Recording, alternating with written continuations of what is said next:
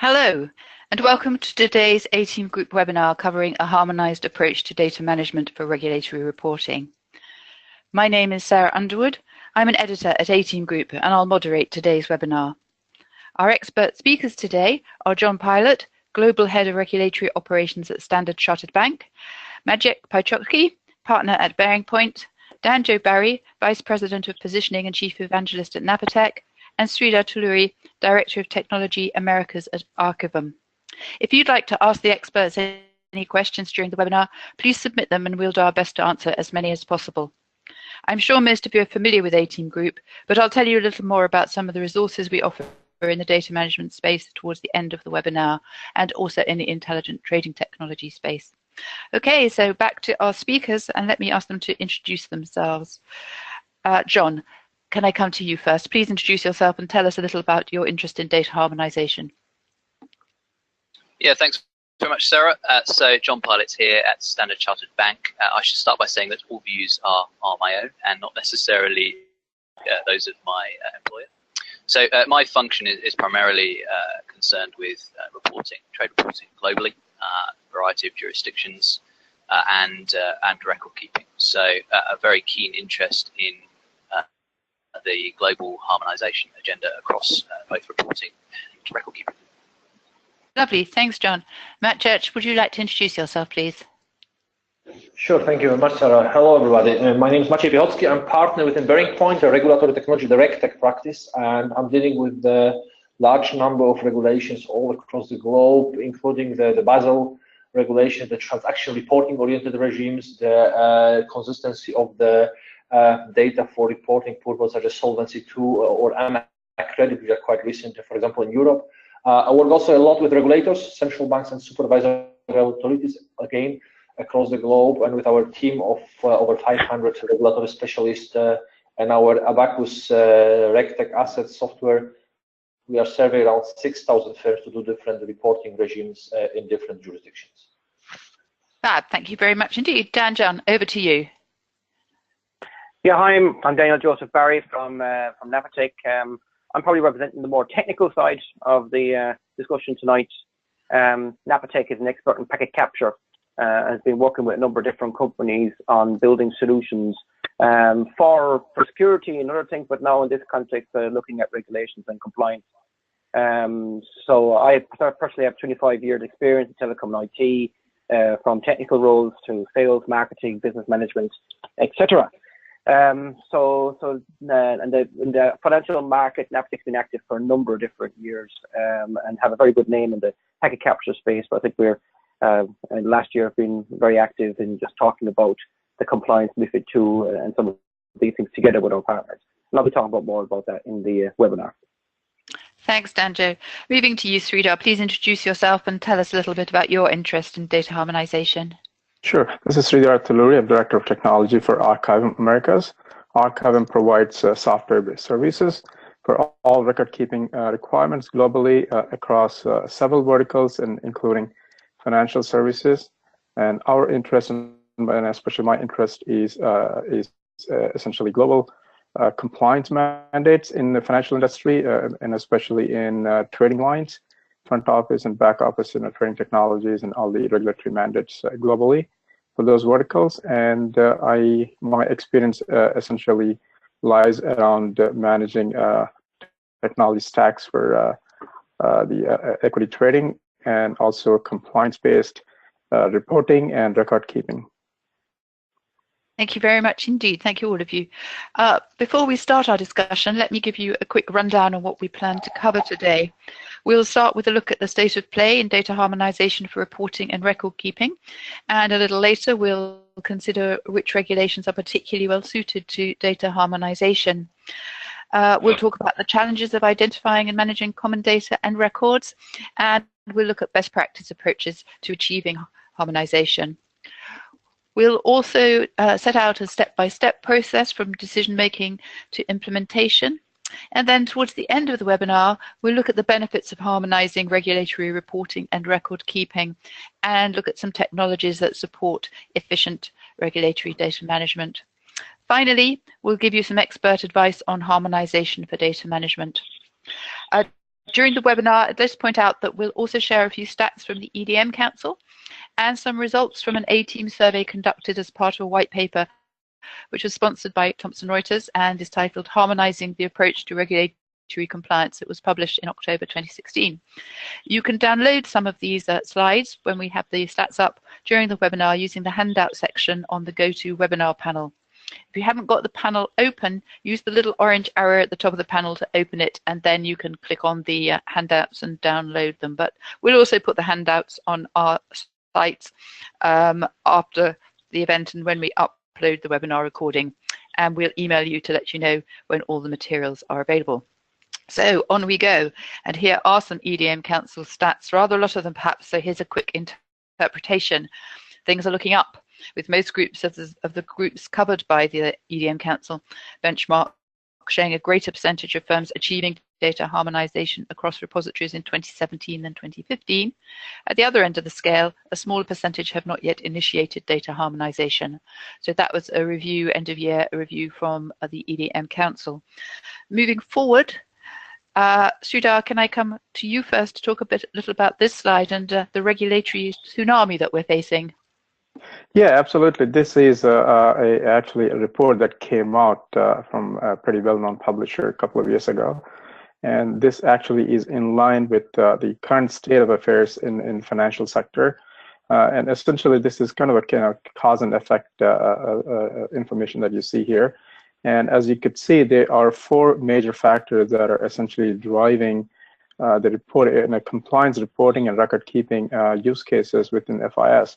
One of them is obviously the data growth, and on top of the data growth, essentially the type of the data that FIS need to collect in terms of structured and unstructured data coming across different channels is a huge challenge for the banks, and the associated cost to own the stack, and then also able to cope with the volume of the data that are coming in across multiple feeds, and also the regulatory pressure that's coming in, whether it's an end-of-day reporting versus ad hoc reporting in terms of inquiries and other legal requests that comes in across from different channels, and also able to cope with the aging infrastructure and reduced investments in legacy infrastructure, and the challenge to migrate that infrastructure to the next generation architecture.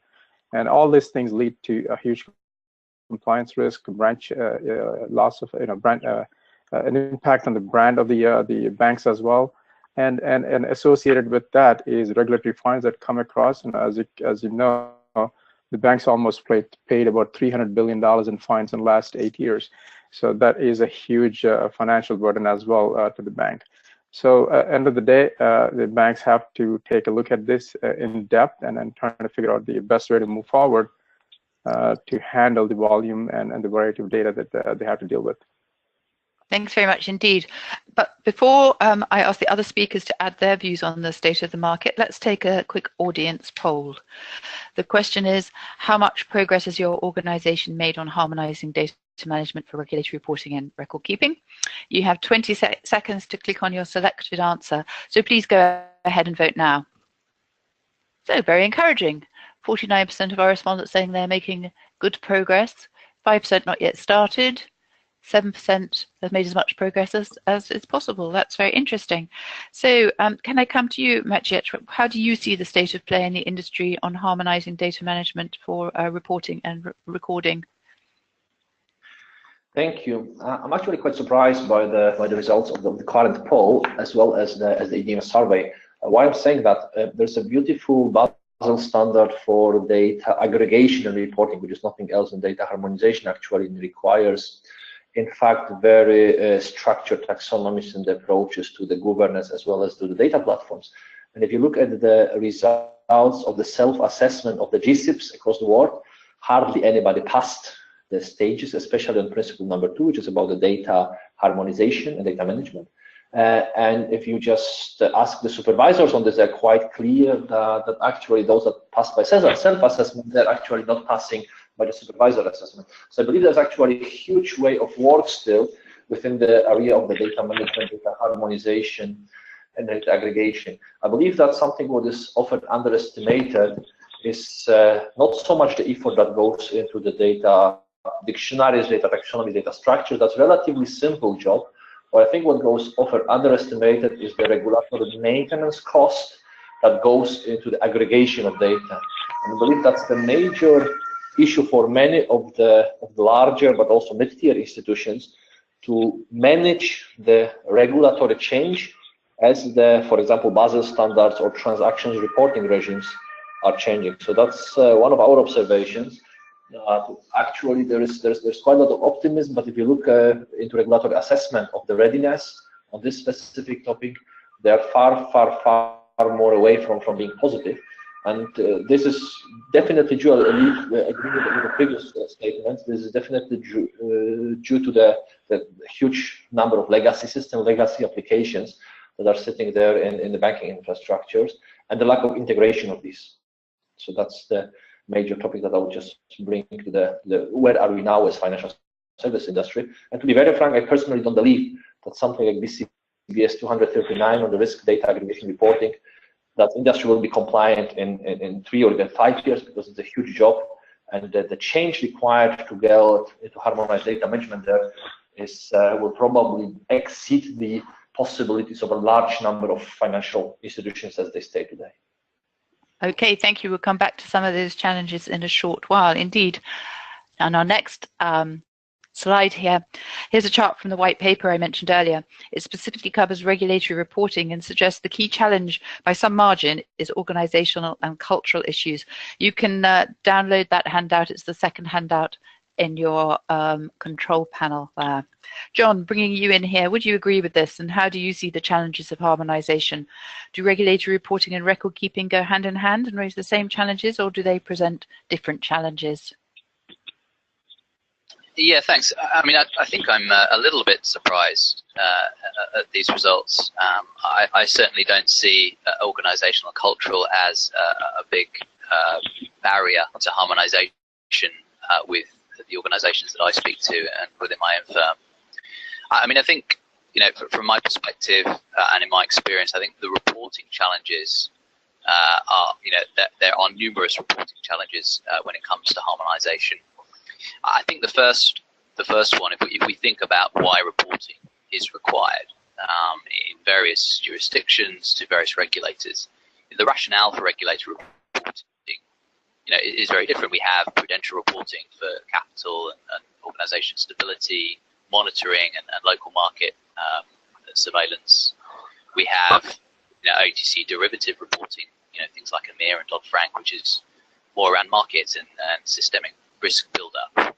And then, of course, we also have on our doorstep MiFID II, which is much more around transparency of what's happening in the market and market abuse and investor protection.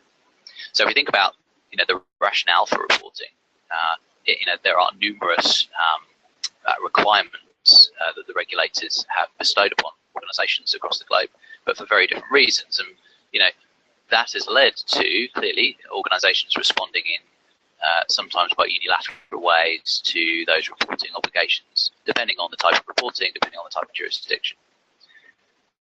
Okay. I think the second is, you know, data requirements very much vary by jurisdiction. Okay, so this is obviously the evolution of regulatory reporting across, you know, the various types of reporting that I mentioned. You know, each jurisdiction has taken its own approach, and, you know, those are now essentially bedded in, not only from a regulator's consumption of that data standpoint, but also the firms have created these technology and operational solutions to meet those requirements, and it's very difficult to move from that point. You know, very much kind of ingrained and mature now, some of these processes. And I think finally, you know, we sort of often I talk about, you know, having data supersets. So, you know, enabling multiple regulators to access the same set of data. So firms reporting once rather than many times. There are many legal and other issues that come with that, and, you know, we advocate strongly that, you know, we should look to try and share as much data as possible with our regulators, but in a way that's consistent and, you know, doing it once rather than many times. So those are some of the challenges that I see, and I think some of them are listed here.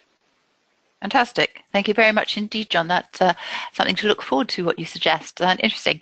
Danjo, let me bring you in here. How do you see the challenges? Well, obviously, I'm coming from a very specific perspective here, because we've been focusing on MiFID II, particularly the trading markets, and trying to understand what the challenges are there. I think the first challenge that we've come across working with the people that we've been working with is the challenge of collecting all the relevant information.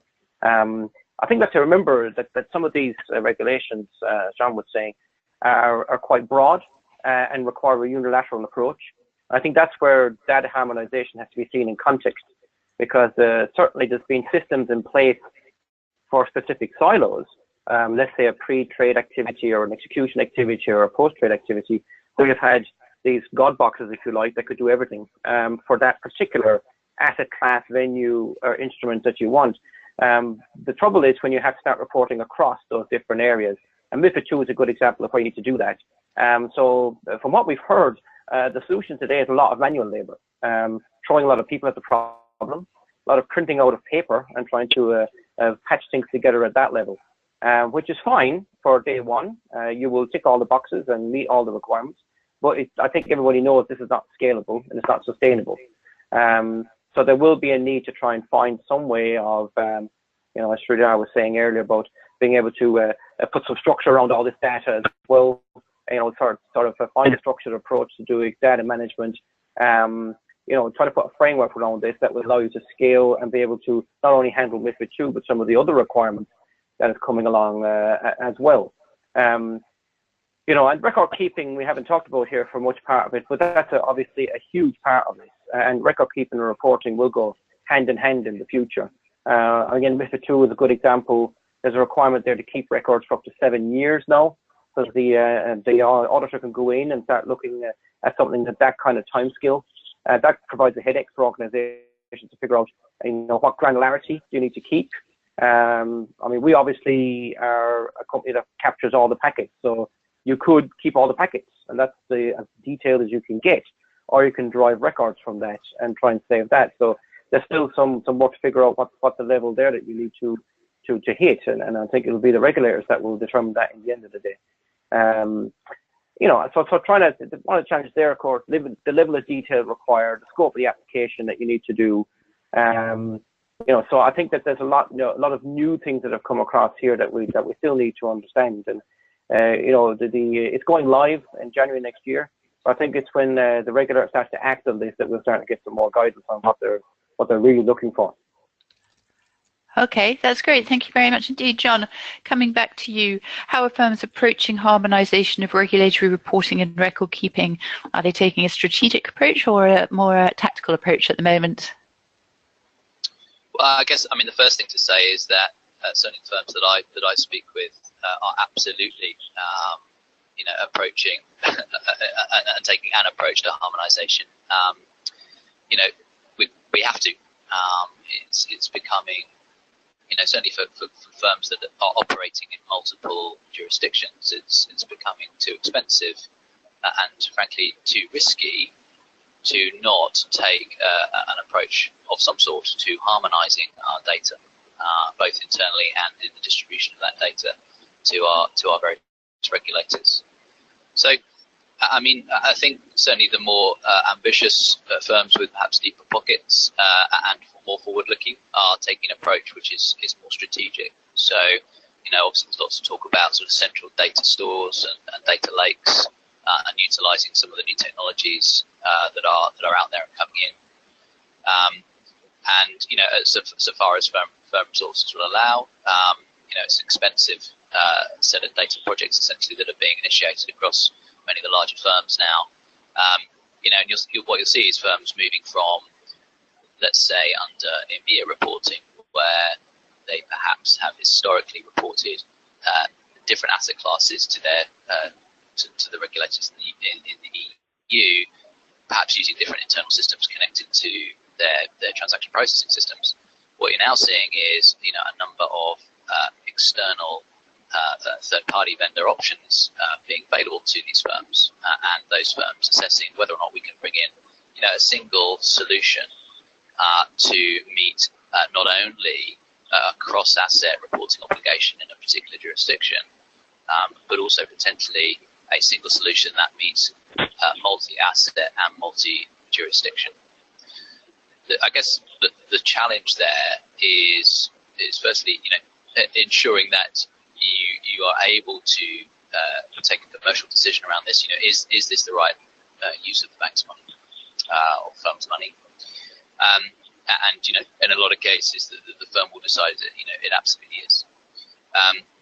But also the implementation of a truly harmonized solution is quite tricky. When you think about the number of years over which the existing legacy systems have been baked into the internal architecture and the stack, taking that out and replacing it with a different solution, is an enormous task.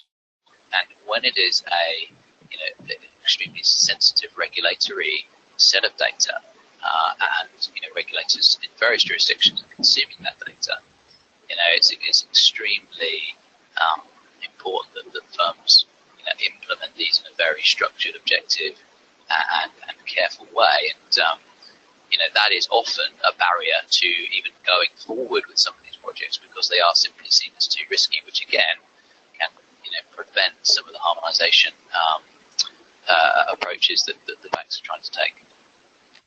Thank you. Thank you. Danjo, coming to you, what are you seeing out there in the market? Strategic, tactical?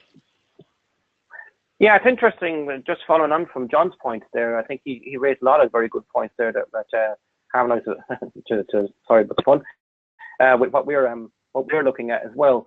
So I mean, we've been talking to people about a different approach to this, in how you can architect your solutions in order to approach this a different way, because some of the challenges that you see are the solutions that are in place per venue or trade activity or per asset class allow you to report on an asset class basis, as John was pointing out, but they are very monolithic, very large systems, which are costly to scale, and they are very specific to what they do. So the reporting challenge comes then trying to get information from all these systems, and they're disparate systems that report in different ways, and try to make a harmonized report out of all that, which is going to be required. You need to be able to show the flow of a trade across all the different activities, and trying to scale that is quite a challenge. And you have to look at this as these sort of vertical silos, right? Each with their own specific owner, which could tie back to that pie chart we saw earlier, where there was 39% that they considered it was an organizational issue to bring these things together. It may be when you try to get these silos to work together and try to open up their systems to each other, and then try to agree who takes the task of harmonizing this. It's a big issue. So one of the things that we've been looking at is a layered approach of architecting your solutions that would try to get away from vertical silos, but start looking at horizontal layers of a technical solution that will allow you to scale each layer independently. So basically try to find a way that you can rethink the way you're deploying these solutions today, that would have a cross asset class, cross venue way of looking at things, that will make aggregation, harmonization a little easier. John says it's obviously another way of thinking, it's a different paradigm, and it's got its own risk. But I think when you try to look at the risk of scaling out what you've already got and try to build some sort of a framework around that, I think that you'll find that's going to be quite difficult. So that's where we're seeing it today. So definitely you can take a tactical approach where you can here and now try to provide some solutions that will work in the short term. But I think long term, for the tsunami of regulation that's coming at us, then you're going to need to have a strategic approach to this, and you have to rethink how you're doing things, I'm afraid. Okay, thank you. And we'll come back to talk briefly about your layering solution later on. So let's move on. But before we talk about regulations that are well suited to harmonization, let's gather some insight from our audience by taking another poll. The question is, which regulations has your organization identified as most suited to harmonization? You can click as many of the answers as you like, and you have 20 seconds to do so. Interesting. MiFID 2, BCBS 239. Okay. Coming to you, Sridhar, what do you think about that? And do you think, which regulations do you think are well suited to harmonization? Yeah, I think I totally agree with the poll. MiFID 2 obviously is at the top of the list, pretty much every single bank. But on top of it, and especially in the US, there was a new regulation that's going to come into effect end of this year, which is the consolidated audit trail, which is similar to MiFID 2 in terms of the data scope and in terms of the accuracy of reporting that's required, and associated penalties if you don't accurately report on a daily basis is kind of in line with that.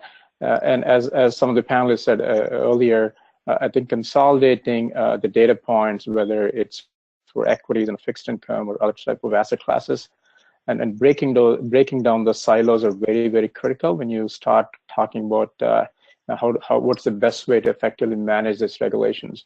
And at Archive, that's talking to several of our customers as well. That's exactly what we heard.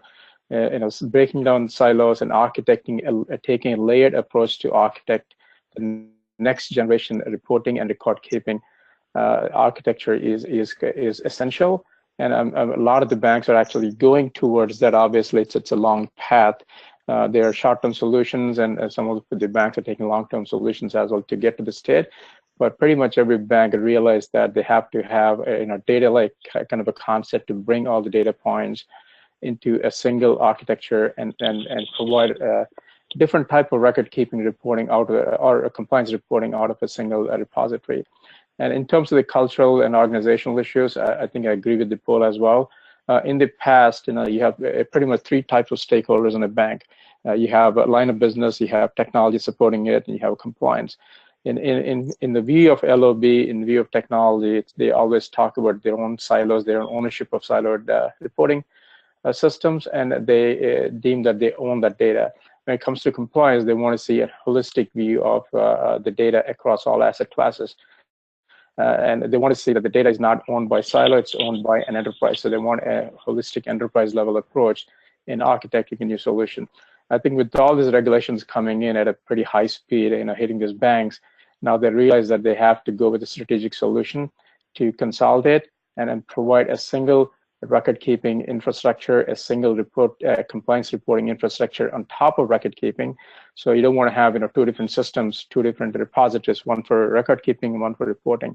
So there's a lot of consolidation that's happening, although a lot of them are in exploration phase at this point, mainly from a technology standpoint, but at least the thinking along those lines is definitely happening. Okay, thanks, Sridhar. Majish, would you like to add just a few words about which particular regulations you see as working well together in harmonization? Well, actually, if you think a second, I believe it's all of them. Of course, the BCBS 239 is the overarching framework and the principle for harmonization. But I agree also with John and the previous speakers. Approaching this tactically from asset by asset or venue by venue type of solutions, it's probably a failure. So actually what we are doing with majority of our customers is an integrated application across EMIR and incoming EMIR 2, across MiFIR, incoming SFTR regulation, existing money market statistical reporting regulation. This is just the transaction part of the story, including maybe some Dodd-Frank related ones. But on the top of this comes the integration with all Basel position oriented regulation, also the credit risk, liquidity, capital ratios, and so on and so forth. So I truly believe not only that these regulations which are mentioned are fit for harmonization, but actually they have to be standardized and harmonized all across these regulations, because only this allows to manage the regulatory change in a sustainable way for the industry, and only in this way you can get the reconciliation questions and data quality questions answered properly if you are faced by your supervisory team from the regulators. Actually, I believe this is a harmonization across the regs, and not only the transactional regs mentioned here, but if you look at the BCBS 239, it's very clearly pushing towards harmonization across risk-related regulations, the classical Basel III related topics here. And I believe it has to be done in a consistent manner. That's at least how we are approaching it with our customers, with one harmonized data model across all various regulations on one integrated platform. Thank you. Thank you. John, we have a delegate question that I think you may answer or be able to answer coming from a bank. And it says, it's not on our list here, it says, what about GDPR? Is this the most comprehensive regulation to date, read data harmonization requirements? I think we're slightly not quite talking exactly the same fields as harmonizing all the regulations together, but can you comment on GDPR? I would love to be able to, but I'm afraid I'm no expert on GDPR, so I'm going to have to bounce that one back. Okay, fine. Anybody else like to make a comment on GDPR? Yeah, let me just take that question, right? So GDPR is essentially about transparency, about protecting data both from a consumer standpoint and also from enterprise bank standpoint, and able to isolate the data when it's required, able to purge the data when it's required. It is in line with some of the regulations, and actually it cuts across pretty much several regulations. So when it comes to data privacy and data security, which is the backbone for every single reporting requirement that you have, whether it's counterpart information, whether it's client account information, social security numbers, whatever it is. And GDPR is all about that, providing that level of transparency. And when it comes to data harmonization, as I alluded earlier, it's all about consolidating your data, whether it's the client information versus asset class information, and able to provide the data from a single golden source for any kind of reporting. Keeping that data security entitlement is quintessential for all the reporting obligations. Thank you very much indeed, Sridhar, for that. Majid, can I come back to you to look a little bit about how firms can identify data and recording commonalities? I think it's a better question. It's coming a bit back to my previous statement on harmonizing across regulations. I believe that the only way to harmonize across regulations is not to look at the regulatory outputs required by different regulators, by different trade repositories, and so on and so forth, but actually look at the underlying transactions and positions that are calculated into these output requirements. And that's about talking about the input data models and standardizing the input data dictionaries. There's quite some experience in some of the jurisdictions doing exactly that, and I believe that harmonization has to start from the source rather than from the output. And I think that's where a lot of the financial services are still struggling, because they've been started from the wrong end on. So if to identify the data, it would be the basic product catalogs organized within the input taxonomies and identifying for which regulation, which relevance is there, and source it centrally. So let's say one plain vanilla mortgage loan or one OTC trade would go into multiple recs, qualified, valued, calculated according to the central pool of methods, to have commonalities there, and to be able to track back what actually is feeding different regulatory outputs. So I would always stress on starting from the input data and then pushing input data into different multi-jurisdictional, multi-regulatory requested outputs. Okay, that's great. John, would you take a similar approach? How would you do this? Yeah, I think so. I was thinking about this one earlier. I mean, evidently there are commonalities across, if we take record-keeping regulations across different jurisdictions. I mean, I think actually record-keeping, the level of specificity in some of the regulatory requirements is perhaps less technical than the transaction and the regulatory reporting rules. So I think actually that there is an opportunity to, if you take a global approach as a firm and you're operating in multiple jurisdictions, to really define a commonality that you want to see across, particularly the record-keeping requirements. Take a global view. We know that some firms obviously operate in particular regions. May only have obligations in a particular jurisdiction, but I think there is that opportunity for firms that are operating in multiple locations and have multiple record-keeping requirements.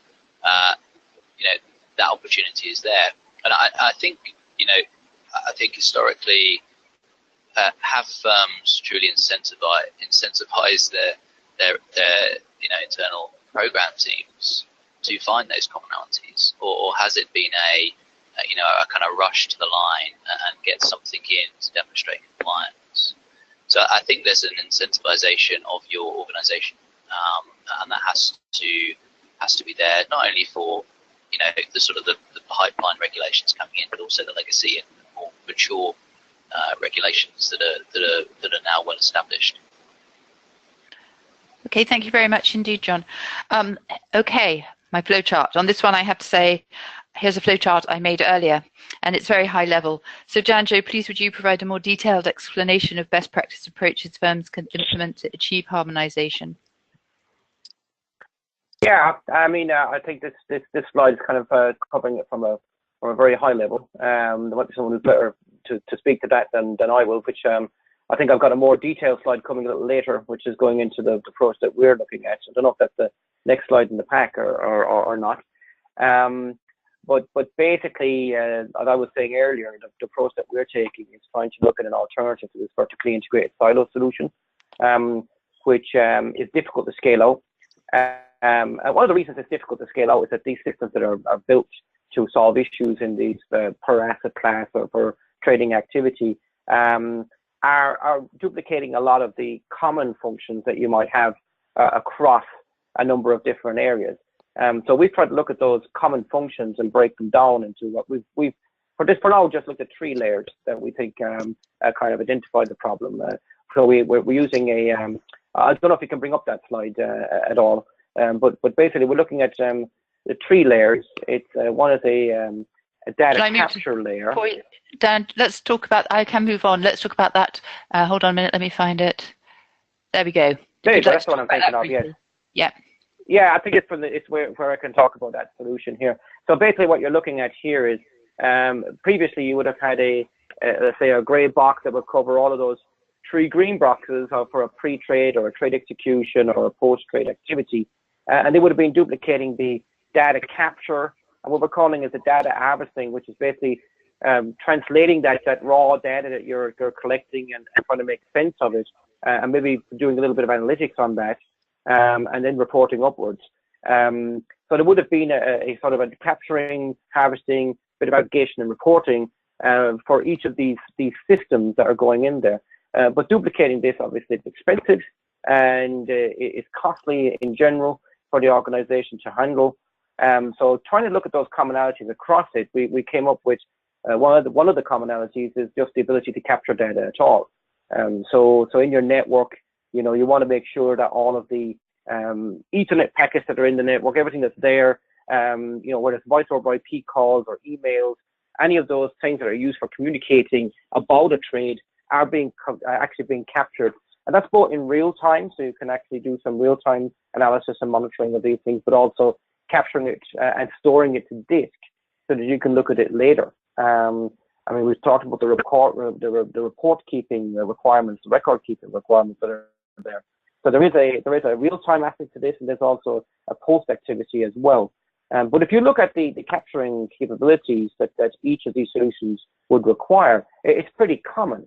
So there is a possibility of having capturing solutions at different places in the network that would be just capturing the data and making it available then to a number of very specific harvesting functions that will be able to gather the data, make sense of the data. For example, extracting the different trading protocols that might be there that would be used during a trading activity and trying to make sense of those, and then building some sort of analytics and reporting around that.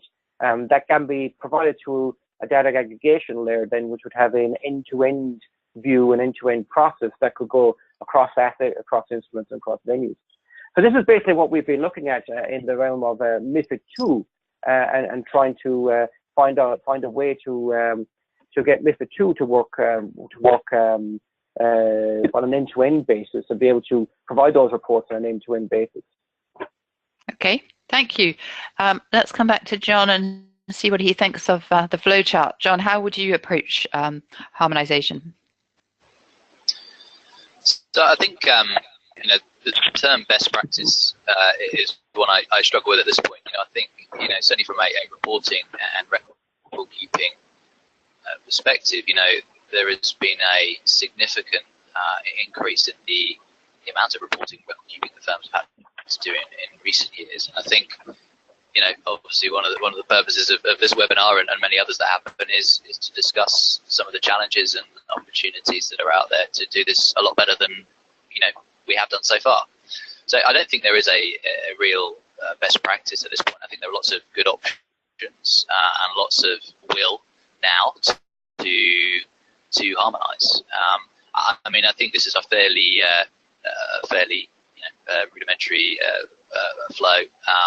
I mean, I would say that getting the right focus internally on your maturing and legacy regulations is historically very difficult. Firms have had to invest far more in the last few years in this space than perhaps they thought they would do, and so the motivation to go back and re-scrub the regulations that they spent a lot of money on a few years ago implementing, is not really there unless firms have a particular compliance issue with those requirements. So I think I look at this in two ways. One is, what is your legacy and mature reporting and record keeping architecture, operations, technology, and where in that can you do it more effectively? Where can you do it in fewer boxes, fewer processes, fewer teams, fewer locations? And then from a pipeline perspective, there are a lot of reporting and record keeping obligations coming in for firms over the next 1, 2, 3, 4, 5 years. And so that becomes, depending on where those are in the pipeline, obviously one is 3 months away, but others are a bit further out. I would advocate engagement with regulators. There are a number of regulators in jurisdictions that I'm familiar with that are still shaping their reporting regime.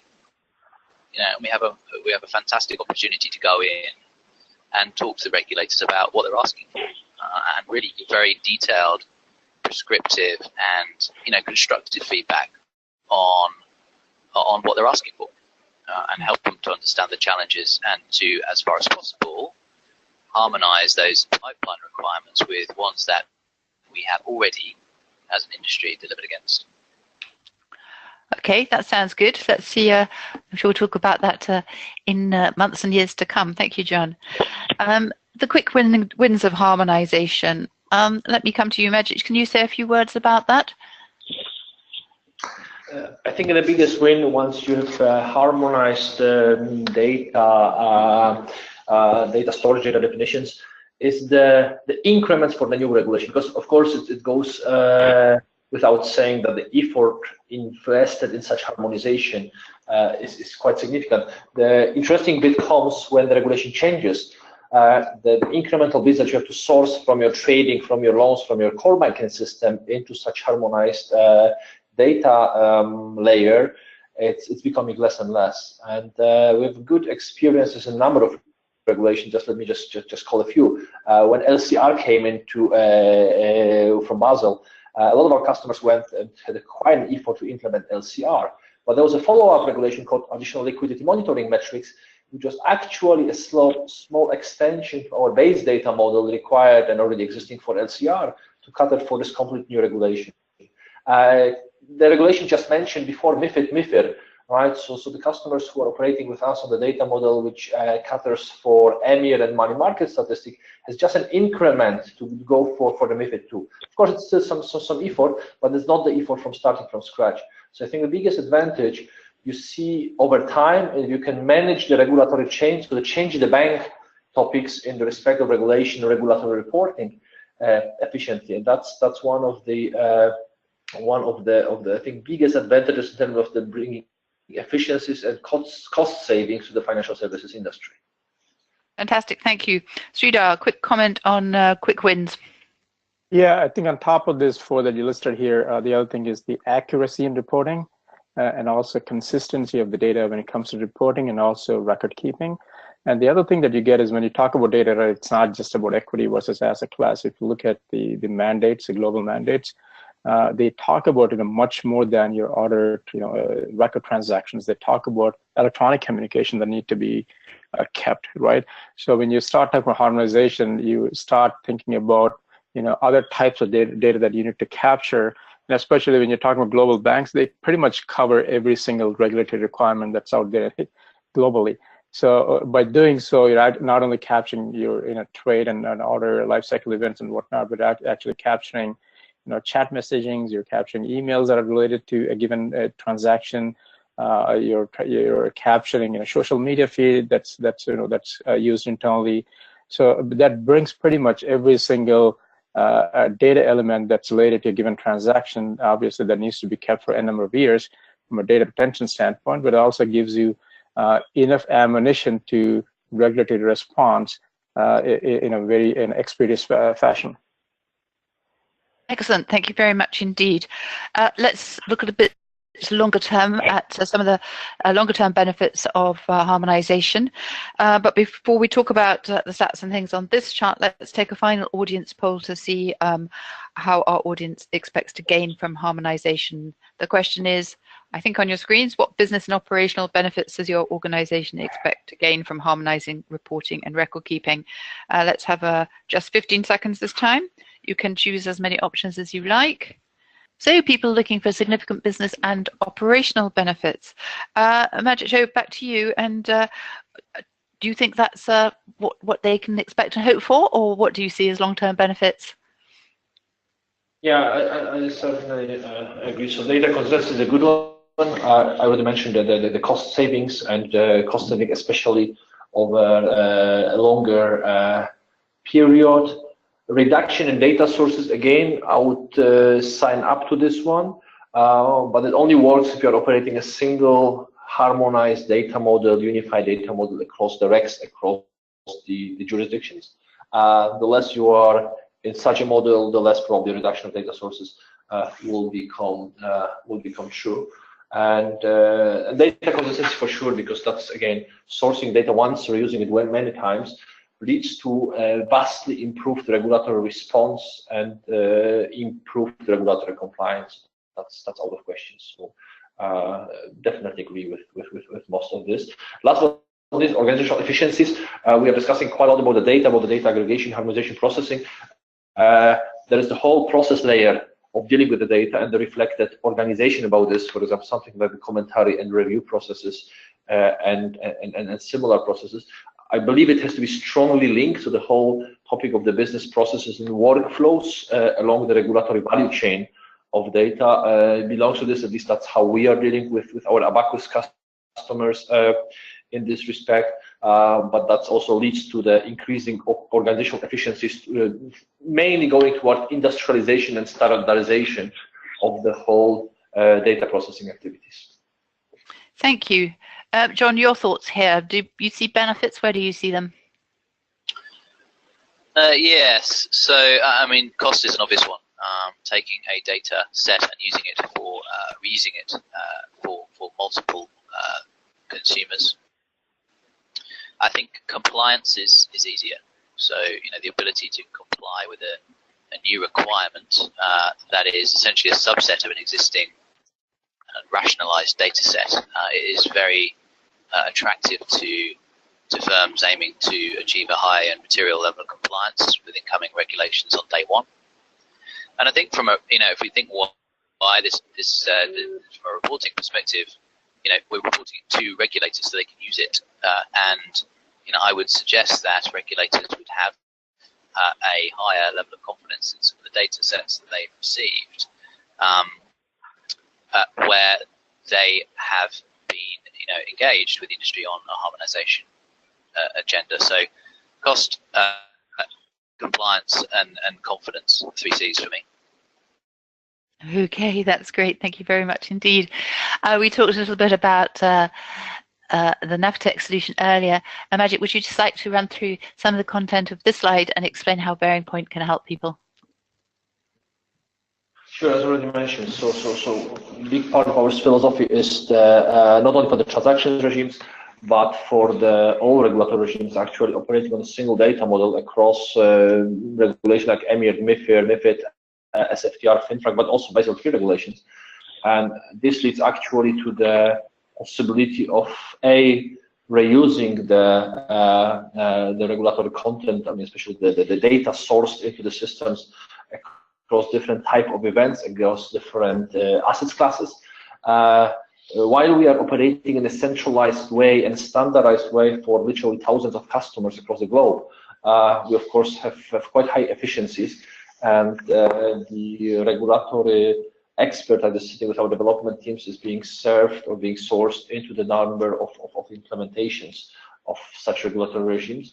This also provides quite a high level of automation, because once you have such a standardized platform, this allows you to automate the 6 a.m. or 6 p.m. after the trading day types of reporting, but also the reporting types like the daily liquidity monitoring, and it contributes to the consistency of the reports as such. So we are already seeing some of the first indications from regulators that are starting to look into the interdependencies between the different regulatory regimes. They're pulling the data together, and that's why I believe actually for the banking industry, the only correct way would be to go with the harmonized and standardized data models into this. So that's quite the experiences that we are having for the last around 20 years, and especially in the last 5-6 years or so with the transaction reporting regimes.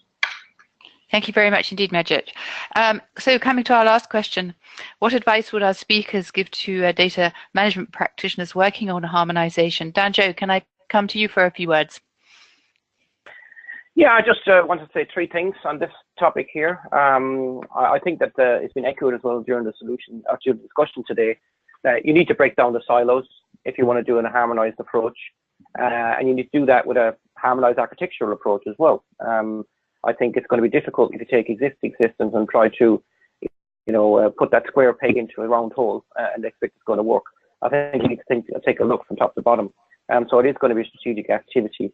Order reporting will continue to be an arduous, time-consuming and costly activity. That's the first piece of advice. But I think also you need to see this as an investment rather than a cost, as it will enable you to do far more than just meet regulatory compliance. I mean, once you have these kind of architectures and this kind of system in place, it will help you to meet lots of different types of regulations, for one thing. It will be able to help you to respond to GDPR type of activities where you need to notify customers very quickly of any issues that you have. And it's going to provide you a better insight on how your network is performing, and even security issues as well in your network. So it is about keeping your business performing well and keeping you safe in that environment too. So it is an investment that you can use, that you can benefit from in many different ways. So I think that's another second point. And the last point I just want to say is you don't have to reinvent the wheel. So I did actually show that solution, the layered approach earlier. Solutions do exist to that today. We're working together with Instrumentics for data harvesting today in trade activity, and Spring Financial as someone who can provide a data aggregation solution. And we're in a position to be able to demo a solution like that right now. So there are solutions that are conforming to this way of thinking, this approach, and the more of them are coming out every day. So this is not a question of having to fund R&D in order to get started with this. You can actually start putting these solutions together today. So I think don't have to reinvent the wheel to do this. You can actually leverage some of the stuff that's already going on. So that's the 3 things I wanted to touch on. Thanks, Danjo. Majid, would you like to suggest some advice? Yeah. So as mentioned before, so we believe that the harmonization is a difficult topic, because you need a huge amount of expertise. I just take our own example. To provide our couple of thousands of customers with Abacus as a data platform, as a data management platform practically, we need to have this expertise sitting in-house, and then we are operating around 200 SMEs for different regulatory topics full time. And that's, I think, what is the challenge for if you are approaching this as an individual bank, let's say. You would almost need to match the size of my team, to be very frank, and I don't think it's possible. I don't think it's possible because we have the leverage a bit of across the industry, and I believe that the only approach is to harmonizing the data management is either to outsource this to private companies like ourselves, or to work across the banking industry in some way of shared working model, because I believe there is just too much regulatory change and too much expertise necessary that's simply not available in the market, because we are not talking about something which you can learn. Let's take MiFIR or money market transaction regimes, which are right now hitting all across Europe. I don't think that's something what you can learn or teach people very quickly. So you need people with a huge amount of expertise in trading, in systems, in data harmonization, and this expertise is quite a rare blend. So I think my advice would be just to not really necessarily tackling this individual as individual institutions, because I'm not sure if it's the most efficient way. And due to the fact that actually financial services doesn't necessarily compete on regulation, I believe this opens areas for collaboration within the banking industry, or indeed with vendors like ourselves. So I think that's one of the lessons learned from the recent pace of regulatory change and regulatory tsunami. Okay, thank you. Sridhar, can I come to you briefly? Sure. Yeah. But three major points. Right. One is think holistically. Think at the enterprise level when it comes to your long-term, short-term, regulatory mandate requirements and architecture goals, and then having a very rigid data governance policy when it comes to data terminology, access controls, change management to data schemas, and having a very well-defined APIs both on the data ingest side and also on the data egress side, and invest in metadata of your data. That's very, very critical in understanding and also supporting the evolution of the data scope and the definitions of the data. And by doing so, two things again. One is you're able to interact with the data better than what you're doing today, and able to interact with the data at a larger scale, and also able to find correlationships, patterns, and a lot of business insight that you can derive out of the data. So it's not just, it's a cost. Someone said it's an investment in that eventually lead to better insights into the data that's sitting out there in cold, and able to bring in all kinds of electronic communication within an enterprise into a single-stop solution, and providing both compliance reporting out of the same data set, and also providing record-keeping mandates as well at the same. And that's exactly what we provided Archivum, providing that level of search and discovery and then business insight delivery, and also keeping the data in a very secured and in compliant way, and able to find the correlationships using the tools. So that's pretty a challenging task to get there. But I think if you think holistically and in long term, I think that's the best solution out there. Thank you. John, a very quick response from you as we're running out of time. Yeah, sure. I mean, the first thing, be bold and really, challenge the utility of the data that is being asked for by regulators in your jurisdiction. Do that at the start of that consultation process, and really have an engaging conversation with them about what they're asking for, be that through your industry bodies or directly if you have that relationship. I think secondly, once you have the requirements in and nailed down, have a really robust data quality framework, data quality management framework that really governs your data, the creation of the data and the management of data.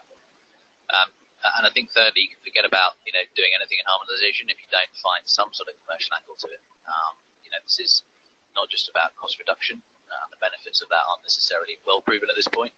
But what else could you do with a data set that is now harmonized, and really sell that to the organization to ensure you get the funding and you can deliver the program. Fantastic. Thank you all very much. And thank you to Bearing Point Archivum and Napatech for sponsoring today's webinar. Thank you to Majid, Sridhar, Danjo, and John for sharing your insight on data harmonization for regulatory recording and reporting. Just a very quick wrap up about some A-Team resources and forthcoming events. Our next Summit conferences are a RegTech Summit for Capital Markets on October the 5th in London and on November the 16th in New York. You can sign up for these events, which are free to attend for financial institutions using the link on the screen. Upcoming webinars. Tomorrow we address the critical MiFID II question, is the market truly ready? And on Thursday we'll talk about how to meet the imperative for data quality.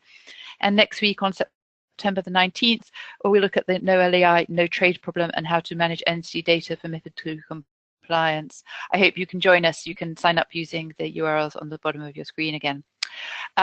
Just some handbooks that we're creating. Next up is version 2 of our MiFID II handbook. We'll be with you very soon, and we've just released a new entity data management handbook. You can find those on our sites. And thank you for joining us finally. I'd like to thank Magic, Sridhar, Danjo and John once again for sharing their expertise, and thank you to all of you who have listened to the webinar. Please complete our post-webinar survey and we'll let you know when a recording of the webinar and the handouts are available. Thanks again and goodbye.